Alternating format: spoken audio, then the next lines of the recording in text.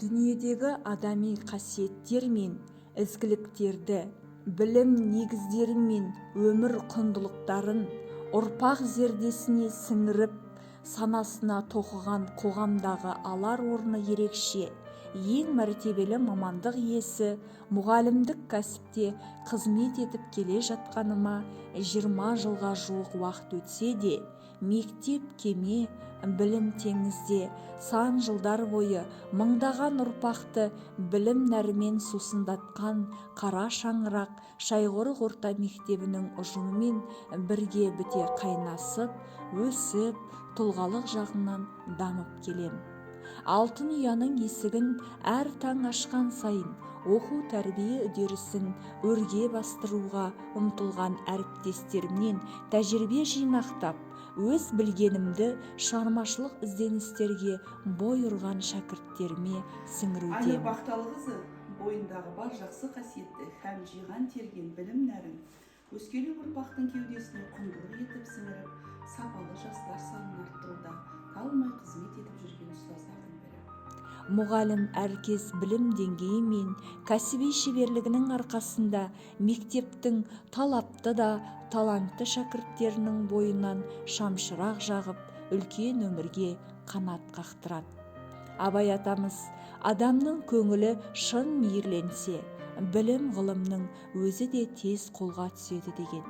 Сондықтан бүгінгі жастар ілім-білім жаратып, болашақта озық ойлы, өрісі кең, өрелі азаматтар болу үшін аянбай еңбек етуіміз қажет.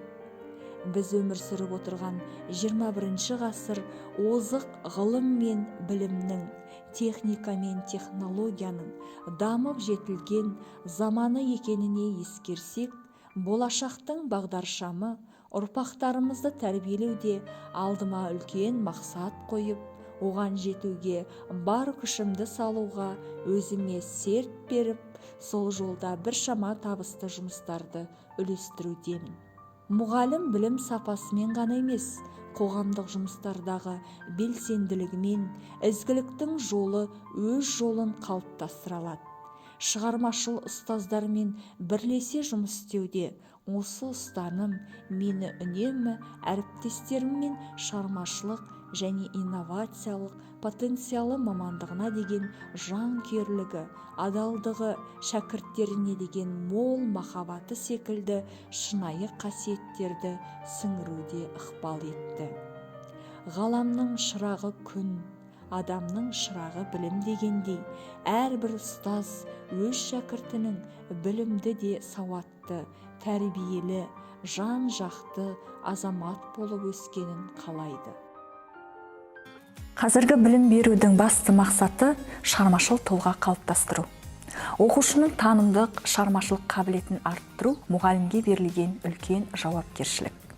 Мен үшін алдымда отырған әр шәкірт аспандағы жұлдызға тең. Сол жұлдызды жарқырата білу үшін ұстаз тарапынан қажырлы еңбек пен терең білім қажет. Қазақ әдебиеті сабағында оқушыларды көркемсөз оқуға үйрету атты шығармашылық тақырыбы аясында ойлы жастың поэзиялық және прозалық шығармаларды нақышына келтіріп оқуы, алған білім-білік дағдыларын аудандық, облыстық, республикалық байқауларда көрсетіп, жетістікке жетуі мен үшін үлкен мәртебе.